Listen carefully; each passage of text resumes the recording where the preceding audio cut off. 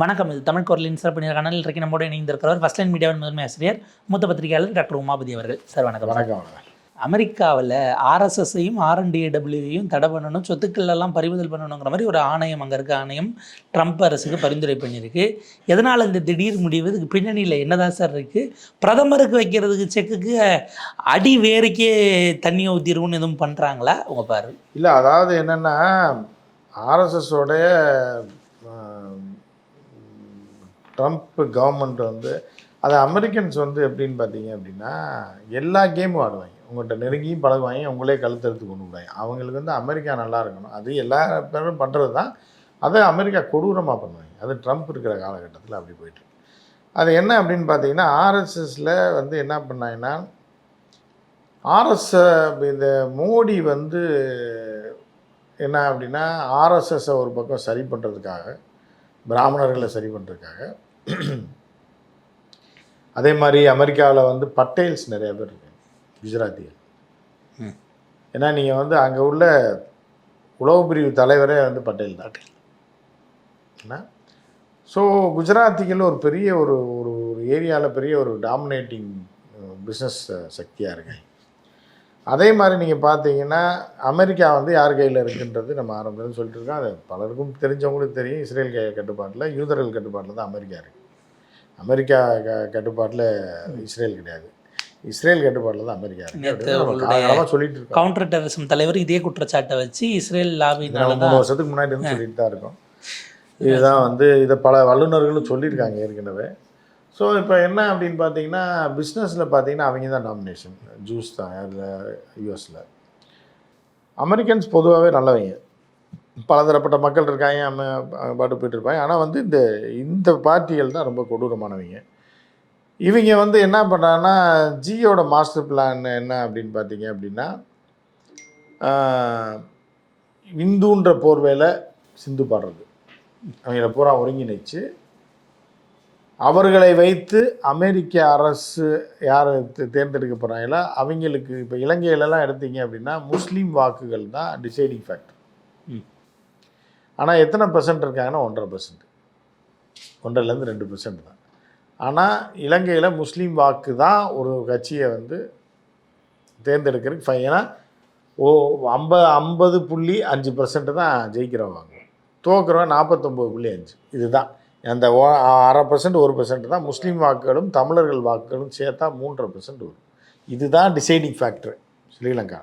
அதே மாதிரி யூஎஸில் இருக்கும்போது என்ன ஆகுதுன்னா 0.5லேருந்து 1% ஓட்டு இருந்தாலே நீங்கள் வந்து ஜனநாயக கட்சியா இல்லை குடியரசு கட்சியான்றது மாறி விருது.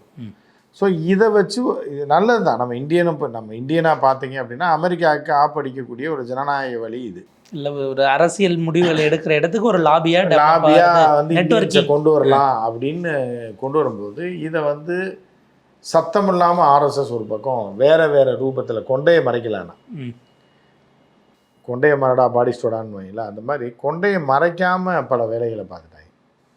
ஆர்எஸ்எஸ் வந்து பிஎஸ்எஸ் அப்படின்றது பாரதிய சேவா சமிதி. ஏன்னா ராஷ்ட்ரிய சேவா சமிதின்னு வச்சிங்கன்னா வேறு எதாயிரும்.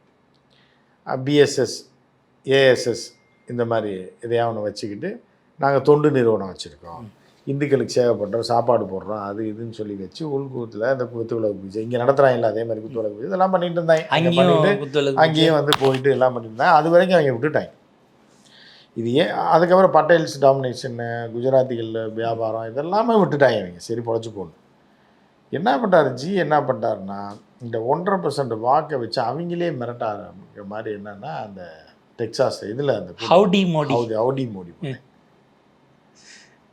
அதில் தான் ட்ரம்ப்பு தெரியாதனமாக சில நேரத்தில் நம்ம வந்து ஏதாவது மாலுக்கு போகும்போது ஒரு படத்தில் டிக்கெட் கிடைக்காம போயிடும், இன்னொரு படத்துக்கு தெரியாமல் போயிடுவாங்க, போட்டால் கொலை குத்தா கொண்டு போடுவாங்க. கூட்டம் எல்லாமே இருக்குது, ஃப்ரீயாக இருக்கேன்னு போனால் ரொம்ப கொலை குத்தா கொண்டு போடுவாங்க. இல்லை ஏதாவது ஒரு ஹோட்டலில் வந்து கூட்டமாக இருக்குது, நல்ல ஹோட்டலாக இருக்குன்னு போனீங்கன்னா கேவலமாக இருக்குது, சாம்பாரில் ரசத்தை ஊற்றிடுவான். இந்த மாதிரி மோடி மோடி கூப்பிடுறதுக்கு தெரியாதனமாக 50,000 பேர் வராங்கன்னும் போது எலெக்ஷன் டைமில் நமக்கு பெருங்கூட்டம் வரும். ஏதோ வந்திருக்காப்புல இந்த ஆளை வச்சு நம்ம ஏதாவது மஞ்சள் குளிக்கலான்னு மோடி ட்ரம்ப் நினைச்சிருக்காப்புல. ஆனால் வந்து என்ன பண்ணுறாருன்னா இதை வச்சு ட்ரம்ப்பை மிரட்ட ஆரம்பிச்சிட்டாப்புல. அப்போ பார்த்தியா 50,000 பேர் 50,000 ஓட்டு பிரிஞ்சு பிரிஞ்சு விழுந்துச்சுன்னா 2 மாகாணத்தில் அவனுக்கு பின்னாடி போயிடும் அப்படின்னு அந்த பேச்சு, அந்த தோரணை. இப்போ ஜி அடங்கிட்டார். அடங்கி வந்து இப்போ எப்படின்னா, இப்போ ஒரு பொண்ணு வந்து லவ் பண்ணும்போது பயங்கரமாக இருக்கும். திடீர்னு அது அந்த லவ்வரை வெட்டி கொண்டுருவாங்க. அதோட ஆஃப் ஆகிடுது. வாழ்க்கையில் ரொம்ப சோகம். அந்த மாதிரியான ஒரு சோகத்தில் தான் நம்ம ஜி இருக்கோம். சார் இப்போ முதல்லலாம் பரபரப்பாக துடிப்பார்ல, குதிப்பார், ஓடுவார், இப்படின்வார், லெஃப்ட் கையை தான் காட்டுவார் இப்படின்னு, ப்ராம்ப்டரை பார்த்து பேசுவார், வேணும் அப்படின்வார். இந்த சவுண்டே இப்போ இல்லை பார்த்தீங்களா, சத்தமே கிடையாது. சாப்பிட்டீங்களா ஜின்னு இவ்வளோ தான் இருக்கு. ஏன்னா அடிச்ச அடி அப்படி இல்லை சார். இப்போ ட்ரம்ப் வந்த பிறகு கூட ஜி ஏதோ கையெழுத்து போடுறதுக்காக அவரே சேரை இழுத்து போட்டாருன்னெலாம் சேரை இழுத்து போட்டதுக்கு வா மகனே உன்னை இதோட காலி பண்ணுறேன்னு தான் அர்த்தம். இவங்க வந்து உங்கள் நாற்காலி எங்கள் கையில் தான் இருக்குன்னு. அது வந்து என்னன்னா, இவங்க ஃபயர் விட்டு ஜியை காலி பண்ணிட்டாங்க. அப்போ என்ன பண்ணுறாங்கன்னா, அப்போ வந்து ட்ரம்ப்புக்கு அப்புறம் தான் புரியுது, தோற்றதுக்கப்புறம் ட்ரம்ப்பை மதிக்கவே இல்லை. 2020 எப்போவுமே ஒரு மனுஷனுடைய டேலண்ட்டு, அவனோட என்ன, இவன் எப்படி இருப்பான் என்னன்றது ஒரு கணிக்க தெரியாதவன் முட்டாள். ட்ரம்ப் திருப்பி வரமாட்டான், அவ்வளோதான் ஒன்றுன்னா அவ்வளோதான் முடிஞ்சு போச்சுன்னு ஜி வந்து போனப்போ கூட ஒரு கர்டசி கால் கூட ஃபோன் பண்ணி எப்படி இருக்கீங்க, கட்டி கட்டி பிடிச்சி அப்படியே. அதான் 2 பேரும் ஒரே ஸ்கூலில், குஜராத்தில் எலிமெண்ட்ரி ஸ்கூலில் படித்த மாதிரியும், மதிய சாப்பாடு ஒரே தட்டில் வாங்கி பாதி பாதி தின்ன மாதிரி, ரொட்டியை பிச்சு பாதி ரொட்டி வரைக்கும் பாதி ரொட்டி வரும், பாதி கிழங்கு வருக்கு, பாதி சப்ஜி வரைக்குன்னு சாப்பிட்ட மாதிரியும் அப்படியே போய் கட்டி பிடிக்கிறது. அவன் பதவி போயிடுச்சு அப்படின் போது இதோட வீணாக போயிட்டான், அடுத்தவனை போய் கட்டி பிடிக்கிறது. பைடன் வேறு மாதிரியா இருந்தால் எப்படி இருக்கும், ரொம்ப அசிங்கமாக இருக்கும். ஸோ அப்போ பைடனை கட்டி பிடிச்சோடனே ட்ரம்ப் பார்த்துட்டே இருந்தாங்க, நம்மளை இவ்வளோ தூரம் ஆச்சு, திருப்பி நம்ம இறங்கி ஆகிறோம், இவங்களை பூரா அடிக்கிறோன்னு தான் இறங்கினது. இறங்கி இப்போ 2வது ஜெயிச்சிடோடனே ஜி ஆஃப் டோட்டலாக. இதுக்கு இடையில் என்ன பண்ணுறாங்கன்னா, ஆர்எஸ்எஸை கூப்பிட்டு நேரடியாக பேச்சுவார்த்தை பண்ணுறேன். இல்லைன்னு சொல்லுங்கள், ஓப்பனாகவே ஆர்எஸ்எஸ் ஹெட் குவார்ட்டர்ஸுக்கு அமெரிக்க பிரதிநிதிகள் வந்து மீட் பண்ணுறாங்க. எதுக்கு, ஆர்எஸ்எஸுக்கும் உங்களுக்கு என்ன சம்மந்தம் இருக்குது, எதுக்குன்னா ஜியை காலி பண்ணுறது மீன்ஸ் அரசியல்லேருந்து தூக்குறது. 75 வயசு இல்லை, அதில் எதையாவது ஒன்று பண்ணி இந்த 3வது டேர்ம் மோடி இருக்கக்கூடாது. அதுக்கு என்ன பண்ணுன்னா, ஆர்எஸ்எஸ் அதில் ஃபெயிலியர் ஆயிடுச்சு, எவ்வளோ முயற்சி பண்ணி. அப்போ இது யூஸ்லெஸ் ஃபெல்லோஸ் இவங்களை மொத்தமாக துரத்தி விடு எல்லாத்தையும் அப்படின்னு சொல்லி இப்போ அவங்க அதை தான் முடிவு எடுத்துருக்காங்க. இப்போ துரத்தி விட்டுட்டு இப்போ அங்கே வந்து என்னென்னா, ராவை வந்து தடை பண்ணனா எப்படி தடை, ஒரு நாட்டினுடைய உளவு அமைப்பு ஆமாம் தடவை பண்ணுன்னா, அப்போ உளவு அமைப்பு எப்படி தடை பண்ண, நாங்கள் தடை பண்ணுறோம், வேறு ஏதாவது நாடு சொன்னால் நீங்கள் ஒத்துப்பீங்களா? வெளிப்படையாக சொல்ல மாட்டாங்க, அவங்க ஆட்கள் இருக்கிறாங்களா என்னன்னு, இவங்களும் பதிலுக்கு ஸ்பை நட மாட்டோம் விடுவாங்கங்கிறது வேறு எல்லாமே தெரியும். ஆனால் ஆர்ஏடபிள்யூ ராவ் வந்து தடை பண்ணதோ இல்லை இந்தியா மீது அவர்கள் கை வைப்பதோ நம்ம ஏற்றுக்கவே முடியாது. நீங்கள் ஜியை வேணால் கூப்பிட்டு போங்க, ஒன்றும் பிரச்சனை இல்லை. ஆர்எஸ்எஸ்காரனை கூப்பிட்டு போங்க, இல்லை ஆட்டையை கலைச்சி விடுங்க, இல்லை தூக்கி எங்கேயா கடலில் போடுங்க, அதை பற்றி எங்களுக்கு இல்லை. இப்போ சொத்துக்கள் பறிமுதல்லாம் அங்கே அவ்வளோ தூரம் வாங்கி வச்சுருக்காங்களா? சொத்துன்னா அந்த மாதிரி நீங்கள் சொத்து பார்க்கணும். ஆஃபீஸ் வச்சுருப்பாங்க, ஆஃபீஸ் வச்சு ஒர்க் பண்ணுவாங்க, பேங்க் அக்கௌண்ட்டில் பணம் இருக்கும், வசூல் போடுவாங்க. அவங்க பெரிய வசூல் பண்ணாங்கல்ல, கோடிக்கணக்கில் வச்சுருப்பாங்க. இதை அப்படியே ஃப்ரீஸ் பண்ணால் அதை எடுக்க முடியாது. நடமாட்டம் இல்லாமல் இல்லை செயல்படாமல் முடக்கிறதுங்கிறது அங்கமாக செயல்படாமல் முடக்கிட்டு இவங்களே பயந்துருவாங்க. கிரீன் கார்டு காலி ஆயிரும், சோத்துக்கு வழி இல்லாமல். அந்த இது சொல்லாது. இப்போ இந்த வீட்டை விட்டு நம்ம கிளம்புனோம்னா சோத்துக்கு நாய்க்கடி பேய்க்கடி வாங்கி தெருவில் ஆகி ஒப்பான அலறணும், மானவமான பார்க்கக்கூடாது, இங்கேயே இருந்துருவோம் சொல்லி சொரணையா அப்படின்ற மாதிரி வடிவேல் மாதிரி அப்படியே விழுந்துருவாங்க. நாங்கள் ஐயோ நாங்கள் பகவான், நாங்கள் வீட்டுக்குள்ளே நாங்கள் கும்பிடுறது எனக்கு கடவுள் இருக்காரு. இல்லை நான் பார்த்ததில்லை, நாங்கள் பாட்டுக்கு ஏதோ ஒரு ஓரத்தில் கார்த்திக் ஏசு கூட பிடிக்குமே, ஏசுநாதர் ஒரு சித்தர் தானே, நாங்களே அப்படி தான் சொல்லுவோம் அப்படின்னு அப்படியே மாறிடுவாங்க. அதை விட முக்கியம், இதுக்கப்புறமா ஆர்எஸ்எஸ் உறுப்பினராக இருந்தால் இந்த யூஎஸ்குள்ளே விடாதீங்கிறாங்க. அது ஆமாம் விட மாட்டாங்க. இவன் ஆர்எஸ்எஸ் மெம்பர்னு சொல்லி நீங்கள் விட்டால் கூட நீங்கள் ஒரு மெயில் போட்டிங்கன்னா தூக்கிடுவாங்க, விசாரணை பண்ணி தூக்கிடுவாங்க. சார் ஆர்எஸ்எஸ்காரன் நீங்கள் தெரியாமல் விட்டுட்டீங்க, இவனை வேலை பார்க்குறான், சாகா பயிற்சி வீட்டுக்குள்ளே பண்ணுறான் அப்படின்னீங்கன்னா வீட்டுக்குள்ளே டப்புன்னு ரைடு போனாங்கன்னா சிலம்ப கம்பு சுற்றுறான், சிலம்ப கம்பு மாப்பு கம்பு வச்சுருந்தா கூட பிடிச்சிட்டு போயிடுவாங்க. ஆஃப் ட்ரௌசரை போட்டுக்கிட்டு அந்த ஆடை அதே இருந்தாலே தூக்கிடுவாங்க. ரைடு விட்டு அந்த ட்ரௌசர் மட்டும் தூக்கி போயிடுவாங்க. புரியுதா? இது தடை செய்யப்பட்டது அப்படின்னு. அந்த அளவுக்கு அவங்க தீவிரமாக பண்ணுவாங்க. இப்போ டோட்டலாக போச்சு, அவ்வளோதான். இல்லை சார், இப்போ ஒரு கேள்வி. என்னமோ பாஜக இதுக்கு முன்னாடி ரொம்ப மத நல்லிணக்க அமைப்பு மாதிரியும் இப்போ தான் முத்தின மாதிரியும் அவங்க ஏன் வராங்கன்னு ஒரு கேள்வி. அதுதான், அது வந்து டோட்டலாக ஜியை முடிச்சு கட்டணும். ஜி இருக்கிற வரைக்கும் இந்தியாவுக்கு டார்ச்சர் தான். ஜியை தூக்குற வரைக்கும் அவங்க எல்லாம் பார்த்துட்டு போய் ஆர்எஸ்எஸையும் மோகன் பகவத் காலில் விழுந்து கதறி பார்ப்போம், தயவுசெய்து என்னை விட்டுரு.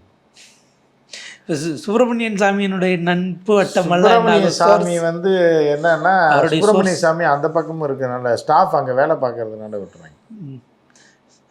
இல்லைன்னா ஒருவேளை இவங்க ஃபாதர்லேண்ட் மூலயமா சொல்லி எதுவும் சமாதானம் ஃபாதர்லேண்டு போனதுனால தான் இப்போ இந்த அடியே. ஐயோ, ஃபாதர் இப்போ அமெரிக்கன்ஸ் எல்லாம் கொலவெறியில் இருக்காங்க. அமெரிக்க மக்கள் பார்த்தீங்கன்னா ஈரானுக்கு தான் சப்போர்ட்டு. இஸ்ரேலுக்கு நம்ம நாட்டை கொண்டு போய் நம்ம ஆளை காலி பண்ணிட்டான்னு சொல்லி அதிகாரிகள்லாம் கொந்தளிச்சு போயிருக்காங்க. முன்னாள் இராணுவத்தினர், ஏர்ஃபோர்ஸ் அஃபீஷியல், இப்போ மக்கள், சராசரி அமெரிக்க மக்கள் வந்து அவன் சண்டைக்கு நீ ஏன் போகிற, நம்ம மேலே தான் பாயிறாங்க. மக்கள் ஆதரவு புறாம வந்து ஈரானுக்கு இருக்கோ இல்லையோ, நீங்கள் வந்து இஸ்ரேலுக்காரன் அவனை ஏமாற்றி இப்படி பண்ணிகிட்டு இருக்கான், நீ போய் நம்ம காசையும் நம்ம மக்களையும் அவனுக்காக ஏன் இழக்கிறன்றது தான் இப்போ அமெரிக்காவில் பெரிய இஷ்யூவாக ஓடிட்டு. இப்போ நீங்கள் போய் ஃபாதர் லேண்டுன்னீங்கன்னா அவனையும் தத்து விட்டுருங்க, குடும்பத்தோடு தத்து விட்டுருவாங்க. இப்போ அதுதான் இது ஃபாதர் லேண்டுன்னு என்னைக்கு சொன்னீங்களோ, நீங்கள் சொன்னதுக்கு காரணம் என்னென்னா, இந்த ஃபாதர் தான் அமெரிக்காவை கட்டுப்படுத்துகிறான், இவனை போய் அப்பான்ட்டோம்னா நம்ம குழந்தைன்னு வச்சுக்குவான், அநாத குழந்தைய வளர்த்துருவோன்னு சொல்லி வச்சுருவான்னு நினச்சிங்க. அவன் என்ன பார்க்குறான்னா, ஏற்கனவே இவனால் பிரச்சனை, அவன் ஃபாதர்னு வேறு சொல்கிறாங்க, ஃபாதர் லேண்டுன்னு வேறு சொல்கிறாங்க, மொத்தமாக அந்த கும்பலே தூக்கி போடுது.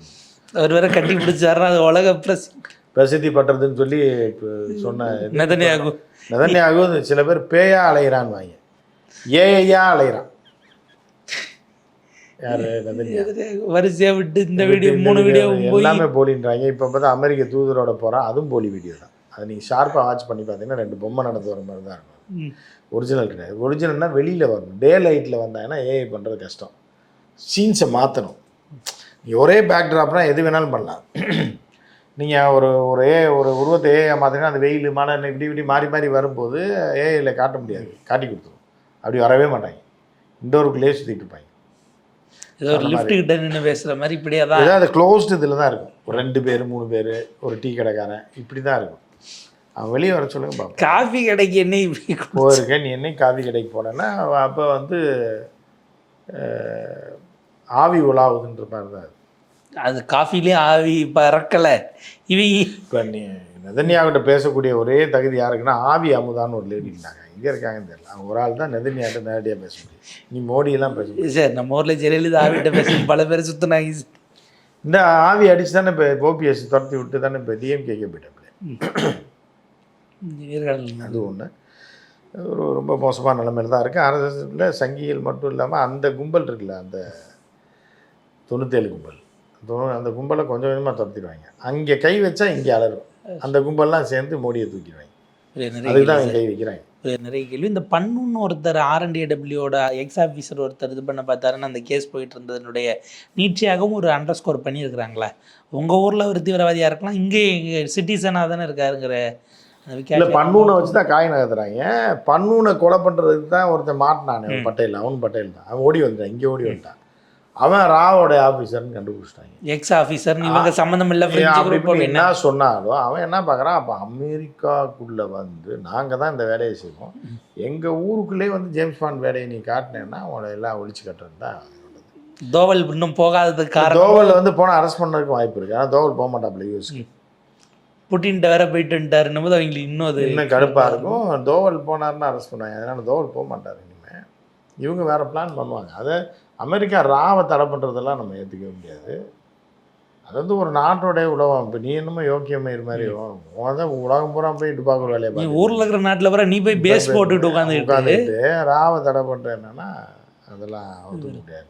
பார்ப்போம் சார். எக்ஸ்டர்னல் அஃபேர்ஸ்லேருந்து செய்தி தொடர்பாளர் அமெரிக்காவில் இந்து கோயிலெலாம் தாக்கப்படுது, நீங்கள் அதை முதல்ல பாருங்கிற மாதிரி ஒரு பதில் சொல்லியிருக்காரு. அது கரெக்டு தான். அது தான் இவங்க என்னமோ முஸ்லீம் பாதுகாப்பு, அதாவது சாத்தான் வேதம் ஓதுன்றிருக்காது முஸ்லீம்களுக்கு பாதுகாப்பு. ஏன்டா போய் குழந்தைங்களை கொண்டிருக்கீங்க, 110 குழந்தைய கொண்டிருக்கீங்க, நீங்கள்லாம் பேசுகிறீங்க, நீங்கள்லாம் வந்து தடை விதிக்கிறீங்க அப்படின்னா உங்களெல்லாம் கேட்குறது யாருன்ற மாதிரி தான் இருக்குது. இந்த வாங்கின அடி மரண அடி வாங்கிட்டு இருக்கேன்.